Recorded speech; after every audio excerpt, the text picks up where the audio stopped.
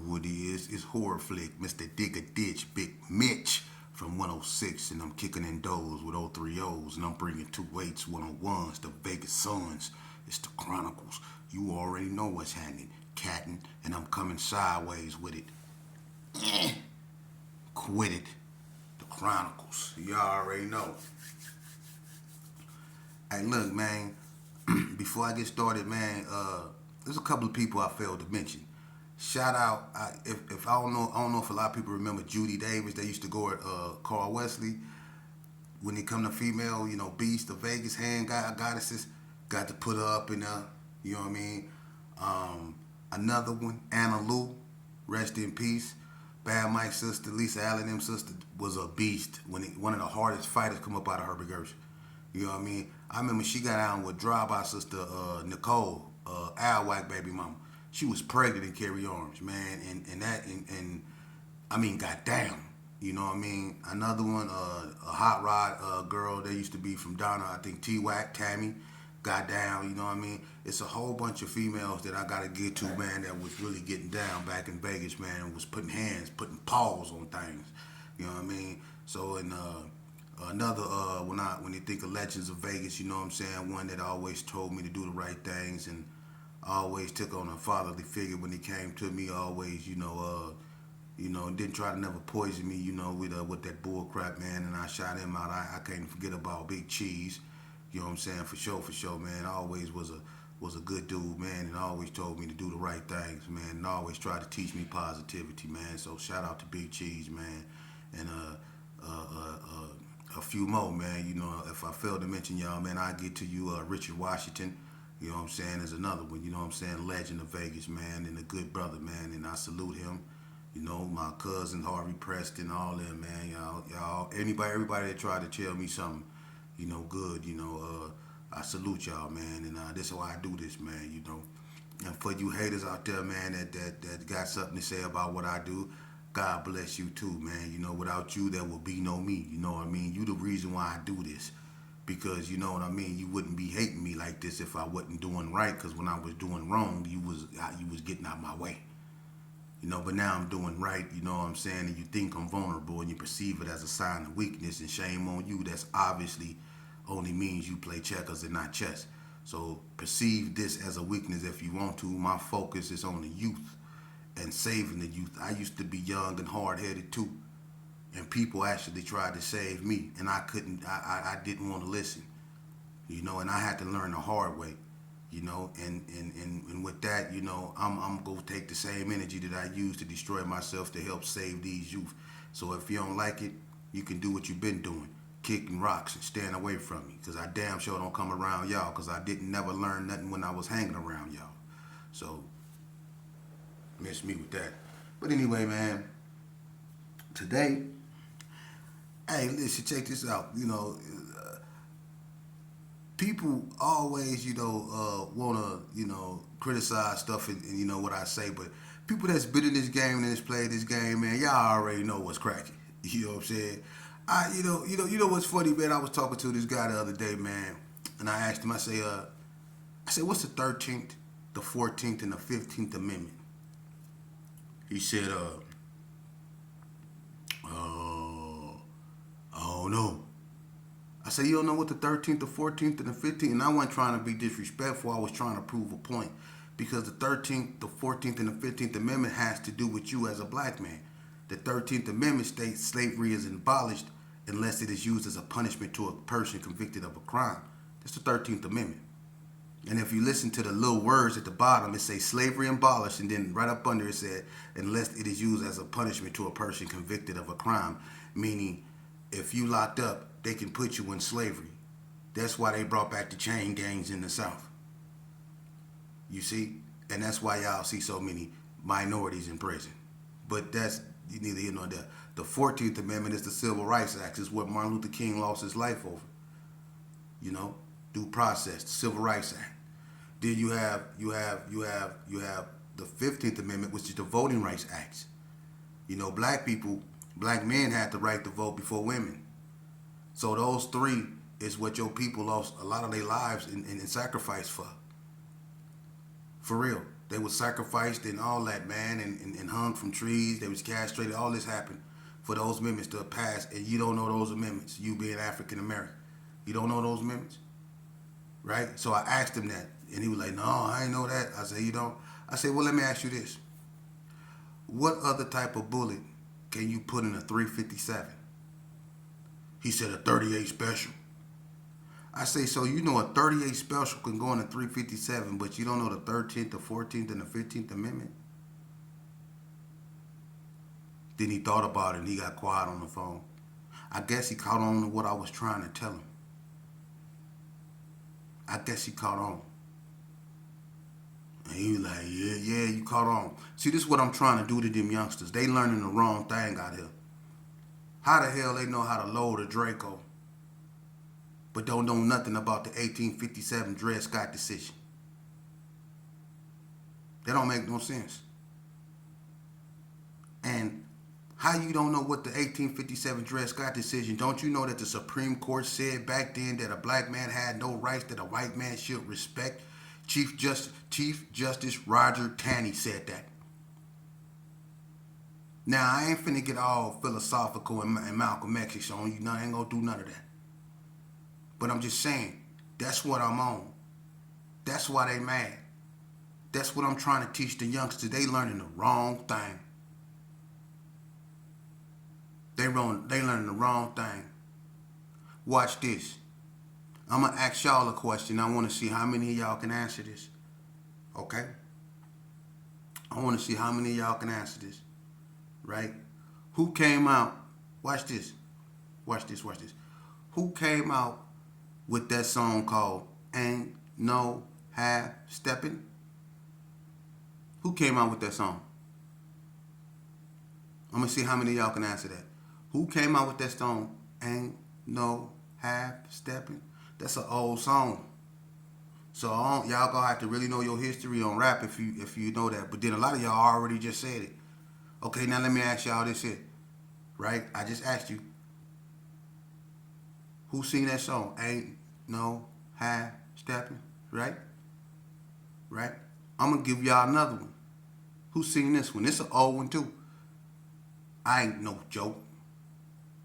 I used to let the mic smoke. Now I slam it when I'm done and make sure it's broke. Who sing that? Y'all just didn't answer though. Y'all answered both of those questions. Ain't no half stepping, right? And I ain't no joke, right? Now let me ask you this. Who the 15th president of the United States of America?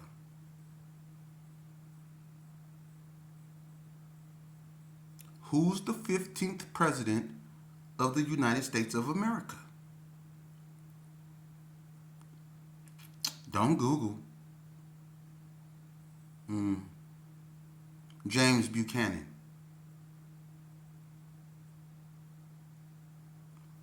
But let's just stop. How many of y'all answered that first two? And how many of y'all answered that?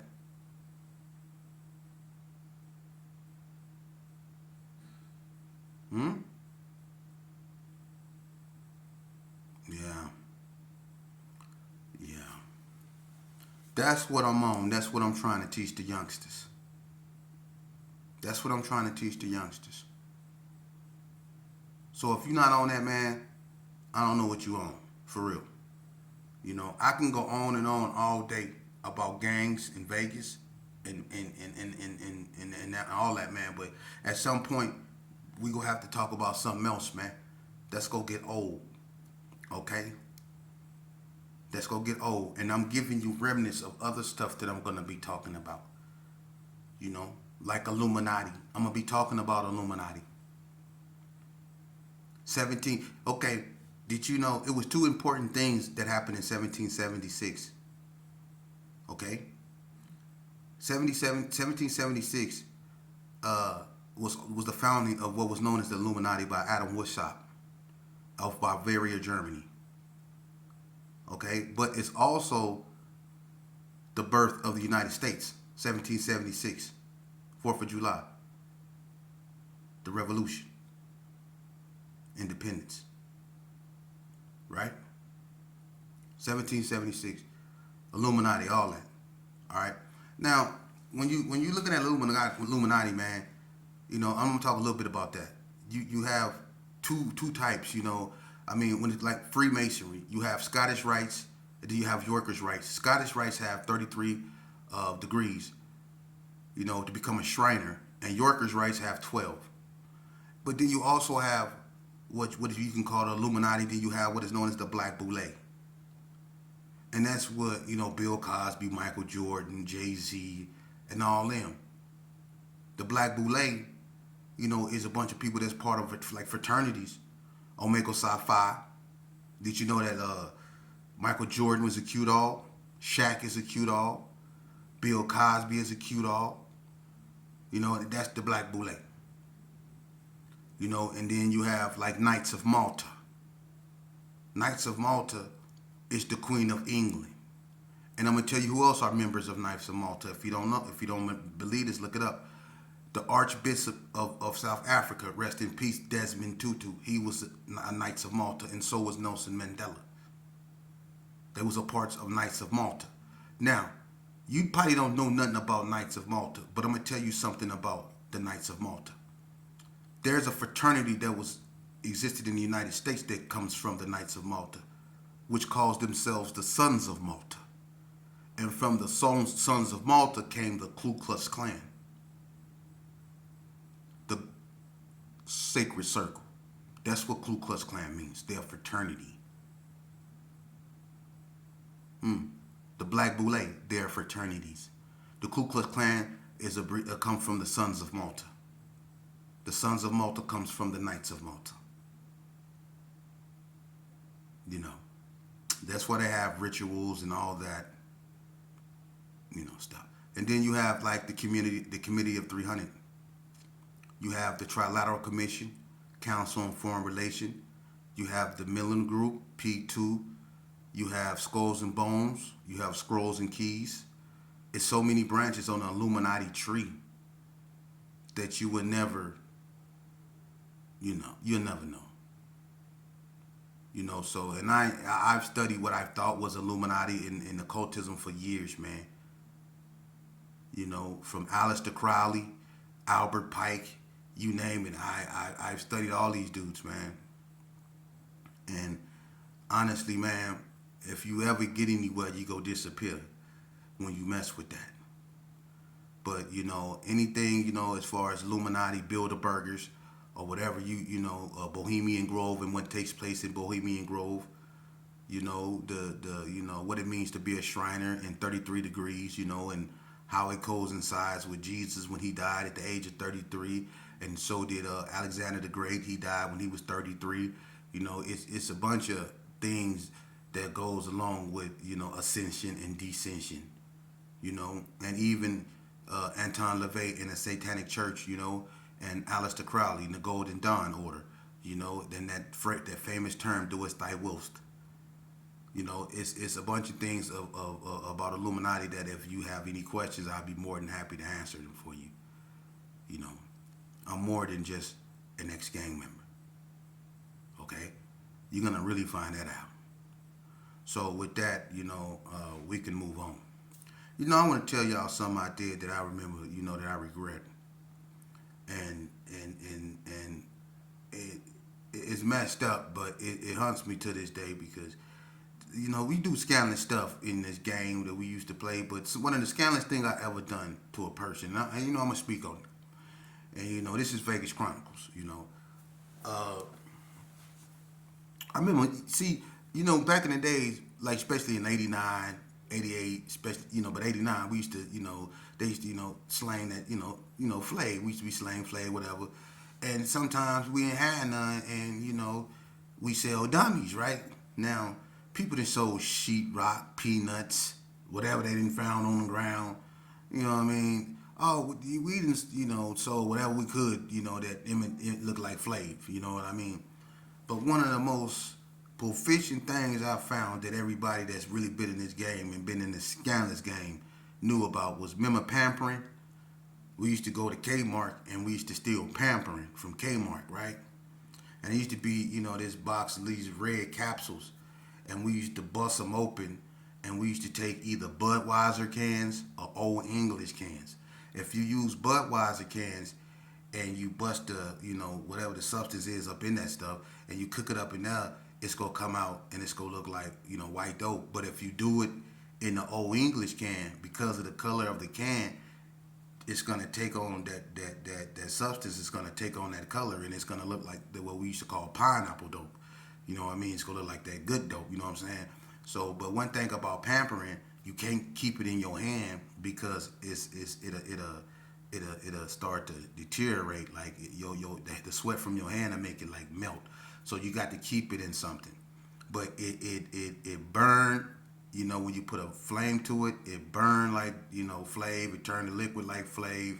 All that. It's just when they smoke it, it's all bad. But I didn't know that. I was young, and I was in Carry Arms, and I was over there. See, well, Money Munn stayed in that parking lot. Matter of fact, Money Munn stayed in the same parking lot as Old Man Wolf and Tasha them, which is the parking lot in front of what Anthony Webb used to stay on West Street. If anybody ever been on West Street where the Carry Arms was, they know what I'm talking about. But it used to be these two crackhead bras that lived over there on the corner, right, like on the other opposite side of where Dana Dane and Romeo them stayed. So we used to always be over there. Me, Tyrone Howe, Money Munn to come through there, Harry or Ozone to come through there. Everybody, we be up over there just doing our thing, slanging out the house, just doing our thing. And we was kind of like cordial with the 60s. It wasn't no really tripping. We was cool. But on this particular day, I come up over there and I got a bunch of fake dope, and I'm slanging it out of the house. And I forget this woman's name, but she used to be selling her daughter, having her daughter trick for dope and all that, but a real grimy old lady, you know what I mean? But she used to let us sit up in there, we'll give her a little something and she'll let us make money out of the house. But so I'm sitting up in the house, right? And I'm slanging, and I done got me a couple dudes. I done got me like 3 cats back to back. So you can't tell me nothing. I'm Tony Montana. I done made me about $40. You know what I'm saying? So I'm in there biting on my lip like I'm Tony Montana. You can't tell me nothing, right? So she ain't just finna let you slang no, flavor out of the house without, getting her something. And I ain't made me about $40, $50, and they coming too. It's popping today, you know what I'm saying? I don't know what's going on, but they not coming back. Because I know they, hitting it and finding out it ain't real. They ain't coming back, so I ain't going nowhere. So after a while, you know what I'm saying, I made me about, 2 more, licks. So now I almost got me $100, you know what I'm saying? I'm doing all right, you know what I'm saying? So now she let me get a little something. She constantly sweeping the floor, getting on my nerves, you know what I'm saying? And I know immediately I'm trying to make as much money as I can and bone out, right? So she already starting. Let me get a little something, and all that sweeping by me. She just won't stop sweeping. I mean, goddamn, you just swept the skin off the. Goddamn, you swept the skin off the floor. You know what I mean? So anyway, I'm like, I'm gonna look out. You know what I'm saying? I'm trying to just make as much money as I can, and I'm gonna bounce. I'm gonna shake her, right? So some more people come up over there, right? This cat here got $50. I'm finna hit big. I'm gone after this, right? So I serve this cat, you know what I'm saying? I do my thing, you know what I'm saying? I'm really not no dope dealer. I'm a jacker, you know what I'm saying? But I got some fake dope, they getting it, so, and it's going fast, so I ain't tripping. So after a while, she kept bugging me. So I said, you know what? I'm gonna give her a big ass stone in this, because I ain't know what it do. I just wanted her to shut up. You know what I'm saying? So I said, here, I gave her a fat ass stone. You know what I mean? And I'm finna leave though. I didn't think that she was gonna hit it that fast. You know what I'm saying? As soon as I gave that thing to her and started, getting myself ready to leave, man, I looked at her. Her jaws was touching each other. She already had it in there. She was. And look, now I told you, when you burn it melt like dope. You feel me? When they put it in their mouth, it numb their tongue like dope. But when they smoke it, it's all bad. And this is how I found out. Look, she like this, her jaw, they touching each other. She hitting it hard, right? Next thing you know, she said, and I seen a bunch of black smoke just coming out her nose and her mouth, and she got that, and I was like, look at her like, and she got that, and she fell on the ground, man, and got the kicking, and I'm trying to, help her, like, You alright? And she got to pushing me away at me. You know what I'm saying? I'm keeping it so my honey with you. After smelling that black smoke coming up out of her, and I seen how she was flopping on the floor,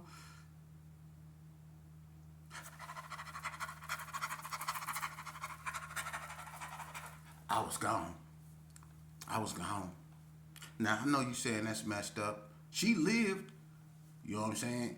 She lived. She lived. You know what I'm saying? They took in the ambulance and all that. But after I seen what they did, I did. I didn't really want to, get it to nobody no more, man. You know what I'm saying? Now I ain't saying I stopped selling it. I'm not saying that at all. I kept on selling it, but I just didn't want to be there when they hit it because I seen what it did, and the way she was on the floor flopping like a fish, I had to get up out of there. It was crucial. I had to get. Now I know I was out of line for that, man. And I was, but I didn't know it was gonna do it like that. Black smoke, man. Listen, she was hitting this. She shouldn't have hit it that hard. I mean, her jaws.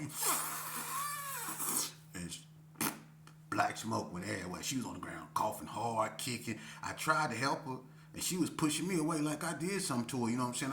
My thing was, I'm trying to help you out. I'm trying to. Shit, she got to. I got up out of there. Got up out of there. I had to go. But that was scandalous. That was scandalous.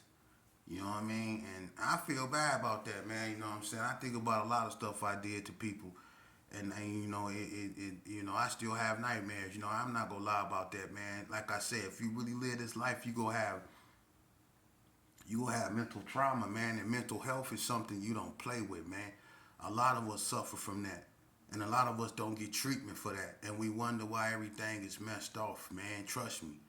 If you didn't shot people, if you didn't kill people, if you didn't seen people get killed, you know what I mean? If you didn't been in and out of institutions all your life, man, and you didn't been on drugs since the adolescent age, man. I mean powerful drugs like PCP. If you didn't almost lost your life or seen your life flash before your eyes, man, that type of stress that you bring into your life and your reality that you put on your heart, it has a traumatic psychological effect on you, man. It does. To wake up every morning with this belief that these cats across the street got to die, or these cats up the street got to die, and you going out your way to kill these dudes and hunt these dudes down, and they feel the same way, and you got to be well when you cross the street because you can be killed too. When you living under these type of mental circumstances, man, and you pouring liquor on top of that and smoking stuff with that, and you in and out of institutions, man, and you in and out of handcuffs, and you jumping fences, running from the police, that type of living can have traumatic neurological effect on you, man. And if you do this for years, man, and you don't seek help, that's why a lot of us don't wake up out of our sleep. That's why a lot of us turn to drugs and can't get off of them. We seek solace and stuff because of the pain, the anguish of the life we lived. Some of us can't tell our story because it's so far gone, or we so far gone out there that we can't come back. I done seen it in the penitentiary. It's some dudes that then went to the joint, man. Listen, they were stumped down dudes that then went to the penitentiary. And over the years, when I was in there, I watched it over the years. I've watched some of the most reputable dudes that were just stumped down riders, man. I didn't watch them over the years just become just straight homosexuals, man. For real. I don't care which way you look at it. I watched them become straight just gone, or psych patients. I was once on medication, man. When they said pill call, it was like they were saying gravy train. And I was like, when they say pill call, ears perk up. All day you like this. But when they say pill call, we come up out of it. Standing up there in line with little cups, like dogs, waiting to get it. And then don't let them be late. Hey, look. They had me so gone on meds one time. They had just shipped me off. I just came from Gene Then they sent me to NNCC, but they had me in the hole, and they wouldn't let me on NNCC yard because of my past behavior. So I was waiting to go to NSP from NNCC, but they didn't bring me my medication. Look, they had me in the hole, and I kept everybody up in the hole to down at 4 o'clock in the morning until they bought me my goddamn meds. I swear to God, they didn't bring me my. I was bamming on the door. Look, they was so mad. They was like, the white boys would say, well, y'all better do something. Y'all better do something because this is bullshit, man. Y'all better do something. Give them something. Hey, look, I wasn't playing. I wasn't playing. I was bamming on their door. When they bought me mine. But that's how gone I was. And I'm lucky to be this coherent and sitting in before you. This is God at work, man. Trust me. Didn't nobody help me shake that, man. That was one of the hardest fights I had. I told you, the biggest fight you ever go have in life is go be with yourself. I had to bring myself up out that mind state, man. Psychotropic medications is one of the most powerful thing they can give you. It's not intent on you to come off of it. It's intent on it to get up in you and become a part of you so that you can't live without it. In the day you stop taking it, ain't no telling what's going to happen. That's why I say a bunch of us get out of prison and don't wake up in the morning. Because a lot of them don't tell you that a bunch of us that go to prison get on medication and we come out here and we stop taking it. We go to prison and we do 3 to 10s and we do 4-year sentences or 6-year sentences and half of that or all of that spent on medication. Then we come out here. The immediate family don't know that we take medication. All they know is we swole up and they think all that's muscle. No, that's medication muscle. Don't get it twisted. It's 2 types of muscle. You got prison muscle, then you got medication